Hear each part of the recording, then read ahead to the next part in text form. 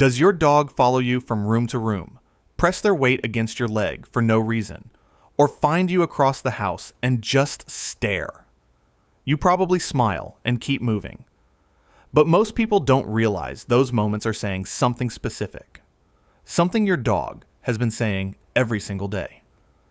And missing it means missing a conversation that's been happening right in front of you.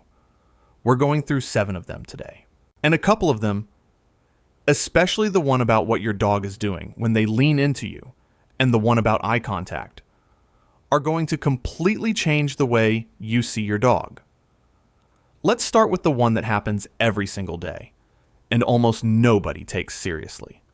1, they follow you everywhere, and that's not neediness. That's loyalty. Have you ever noticed your dog gets up every single time you leave the room? You move to the kitchen, they move to the kitchen. You go to the bathroom, they're outside the door before you've even closed it. You've probably laughed about it. Maybe you've called them your shadow. But have you ever actually stopped and thought about what's driving that? Most people chalk it up to anxiety or just dog behavior. It's the kind of thing people joke about without ever asking what it means. But here's what's really happening. Dogs descend from animals whose survival depended on staying close to their social group. Separation wasn't uncomfortable, it was dangerous. And the drive to remain near the core members of that group is wired into your dog at a biological level. The critical thing is that dogs don't do this indiscriminately. They do it with the individuals they've identified as their secure base, the ones their nervous system has registered as family. Your dog isn't following you because you're the person who holds the leash. They're following you because you are the center of their world, and leaving that center feels wrong in a way they can't explain and won't stop acting on. Research on dog social cognition, including extensive work on dog-human attachment by animal behavior scientists, consistently shows that dogs form preferential bonds with specific individuals that go far beyond basic care. They don't simply attach to whoever feeds them. They attach to whoever they trust most. And trust for a dog isn't casual. It's a decision they make slowly and protect completely. That's not clinginess. That's your dog nominating you as the one they can't imagine existing without. And keep this in mind, because later we're going to talk about one thing your dog does with their eyes that proves this bond goes even deeper. And the science behind it is something most owners never hear about. 2, they bring you something when you're hurting. Have you ever been having a hard day, sitting quietly, not saying a word, and your dog walked over and placed a toy in your lap? Not asking you to throw it, not bouncing around, just setting it down and looking up at you. Most people think their dog wants attention. You pet them, toss the toy aside, and move on without a second thought. But here's what most people don't realize. Dogs are extraordinarily sensitive to emotional shifts in the people they're bonded with. When you're distressed, your body changes. Your posture drops. Your breathing slows. Your energy goes flat. Your dog reads all of it. And when they bring you an object in that moment, behavioral researchers describe it as a comfort-offering behavior, a prosocial act directed at a distressed member of their group. They noticed something was wrong, and they went and retrieved the most valuable thing they own. Not for play. For you. A study from Goldsmiths, University of London, found that dogs were significantly more likely to approach and make physical contact with a person who was crying than with someone who was humming quietly or talking in a neutral tone. The researchers described the response as consistent with genuine empathic concern. Your dog wasn't simply reacting to an unusual sound. They were responding to your distress as something that required them to act. That's not your dog being restless. That's your dog trying to fix you with the only tools they have. I don't know what's wrong, they're saying, but here, this helps me. Maybe it'll help you. And hey, if this is changing the way you see your dog right now, hit that like button and subscribe. That's how we get these videos to more dog owners who want to understand what their dog has been trying to tell them. This also connects to something I'll get to toward the end. A behavior your dog does that has no survival purpose whatsoever. It exists purely for you. And once you understand it, you'll never see your dog the same way. 3. The lean isn't habit. It's a declaration. Has your dog ever walked up to you and just leaned? No jumping, no nudging, just pressed their full body weight against your leg and stayed there. Most people assume their dog wants something. A walk, a treat, a little attention, and sometimes that's true. But if you've ever watched your dog lean into you when they've already been fed and walked, with nothing obviously on the agenda, and you still wrote it off as habit, you missed something real. Here's what's really happening. Sustained physical contact is one of the primary bonding mechanisms in social mammals. Dogs don't press themselves against animals they're indifferent to. In the wild, prolonged body contact is reserved for bonded individuals, litter mates, trusted companions, family. When your dog leans into you, they're not making a request. They're making a statement. They're placing themselves in physical contact with the one being their nervous system has decided is safe, and they're staying there because leaving feels like the wrong choice. Research from animal behavior scientists studying dog-human interaction has shown that physical contact between dogs and their owners triggers the release of oxytocin in both species simultaneously. Oxytocin is the same hormone that bonds human parents to their children. It doesn't get released because something good is about to happen. It gets released because something that matters is already here. That simple lean, 4 seconds, no words, no fanfare, is producing the same neurochemical response as the deepest bonds human beings form with each other. That's not your dog being heavy. That's your dog's body telling yours, I belong here. 4. They check on you even when nothing is wrong. Have you ever been in another room and noticed your dog appear in the doorframe, look directly at you, and then just leave? No bark, no toy, no request. Just a glance, and then gone. Most people don't even register it. They assume the dog heard something, wandered in by accident, got distracted, and moved on. But here's what's really happening. That behavior has a name in animal behavioral science: social referencing. It's the act of checking in with a trusted individual to assess whether the environment is safe. Human infants do it constantly. They scan a parent's face before deciding if a new situation is frightening or fine. Dogs do the exact same thing with the people they've bonded with. That glance around the doorframe isn't aimless. It's a check-in. Your dog is confirming you're still there, still okay, still the fixed point their sense of safety is built around. Multiple studies on social referencing in dogs have demonstrated that when dogs encounter an unfamiliar or mildly uncertain situation, they consistently look to their owner's face and adjust their behavior based on what they find there. This isn't a trained response. It's a natural social instinct. The same instinct that leads bonded animals to orient toward each other when the world feels uncertain. And here's where it gets deeper. This checking behavior doesn't just happen during uncertainty. It happens when everything is fine, too. Your dog isn't only looking for reassurance. Sometimes they're simply taking attendance, making sure the person who makes the world feel stable is still in it. That's not your dog being distracted.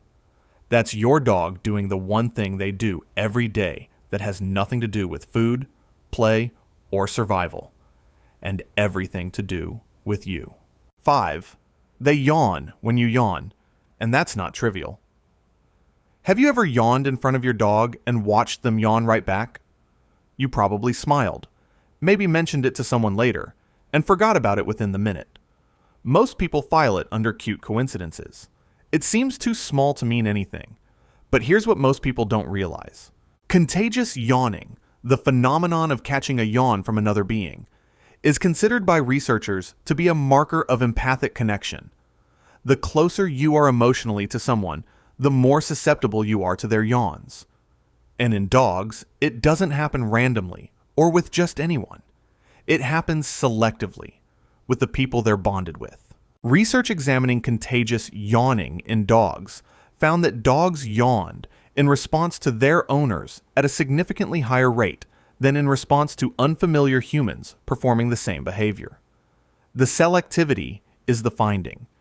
It isn't that dogs are simply wired to catch yawns. They're wired to catch yours. The researchers interpreted this as evidence that contagious yawning in dogs is tied to social bonding, not just visual stimulation. Think about what that means. Your dog's nervous system is tracking your unconscious physical states, the ones that happen below the level of intention, and mirroring them back. Not because they were trained to, because they're tuned to you in a way that catches even the involuntary moments. That's not a coincidence. That's your dog's entire system synchronized with yours. Something in you shifted, they'd say, and I felt it before I even knew why. 6. The way they look at you is biologically unique. Has your dog ever found you from across the room, not asking for anything, not reacting to a sound, just looked at you and held your gaze? And did you feel something in that moment you couldn't quite put into words? Most people feel it and don't examine it. They call it puppy eyes, and they move on. What they don't realize is that the moment they just experienced is documented in scientific literature as something genuinely extraordinary. Here's what's really happening, and this is the payoff of what I mentioned earlier about eye contact. That mutual gaze between you and your dog triggers a biological response that has only ever been observed between one other pair of beings on Earth, a human parent and their infant. When you and your dog make eye contact and hold it, voluntarily, calmly, with nothing being asked, both of your brains release oxytocin.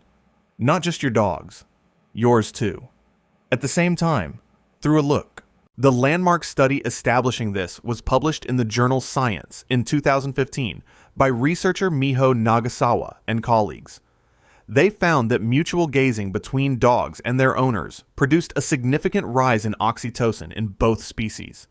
When the same experiment was run with wolves, the dog's closest relatives, raised by humans, the effect did not occur. This means the gaze bond wasn't something dogs inherited. It was something they developed over thousands of years of living alongside humans, as a specific mechanism for deepening the bond between them and us. They didn't just adapt to live with us. They evolved a way to love us. That's not just eye contact. That's the biological signature of family, written in the same chemical language your brain uses to recognize the people it cannot live without. 7. They stay close when you're sick, and they already knew before you did. Have you ever been truly unwell? Not just tired, but genuinely sick, and noticed your dog wouldn't leave? Not playing, not eating with their usual enthusiasm, not doing the things they normally fill a day with. Just there, pressed against you, quiet, watching you breathe. Most people find it comforting and leave it at that. A few wonder, half seriously, whether their dog can somehow tell. But almost no one grasps the full weight of what's happening in those moments, or why this behavior, more than any other on this list, is the clearest evidence that your dog doesn't think of you as an owner. They think of you as someone they cannot afford to lose. Here's what's really happening. And this is the thing I promised you earlier. The behavior that has no survival purpose. The one that exists purely for you. When your dog is healthy and you are not, the logical move, the evolutionarily efficient one, would be to carry on. Find something to do. Rest somewhere comfortable.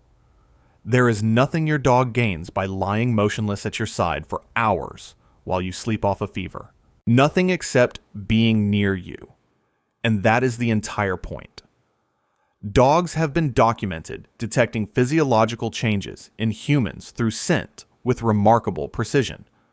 Research and clinical work with trained medical detection dogs has shown they can identify shifts in blood chemistry, and studies suggest that even untrained bonded dogs respond to illness in their owners before the symptoms become obvious to anyone else.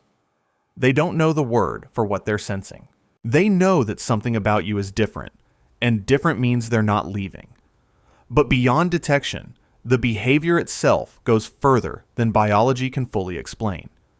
Behavioral research on dogs' responses to unwell or distressed owners consistently shows that bonded dogs reduce their own activity, increase proximity, and orient almost entirely toward the person who is struggling. There's no command for this, no training protocol, no reward on the other side of it. Your dog just does it. Because somewhere in the architecture of what they feel for you, your well-being and their well-being have stopped being separate things. And here's where it becomes something more than science. Think about everything that brought you to this moment. Your dog followed you because you are their anchor. They placed their most valued possession at your feet when you were hurting. They learned the rhythm of your breathing, synced their yawns to yours, and evolved a gaze that bonds them to you with the same chemistry nature designed for parents and children. And now, when your body finally signals that something is wrong, they don't debate it. They don't weigh their options. They come and they stay and they wait for you to be okay. Not because they were told to, not because there's anything in it for them, because you are not an obligation to your dog. You are not a provider, or a caretaker, or an owner in any sense of the word that matters to them. Your dog isn't loyal to you because you feed them, or shelter them, or throw the ball. They're loyal to you because somewhere along the way, they made a decision. And that decision was you. Not the role, you. That's what family means.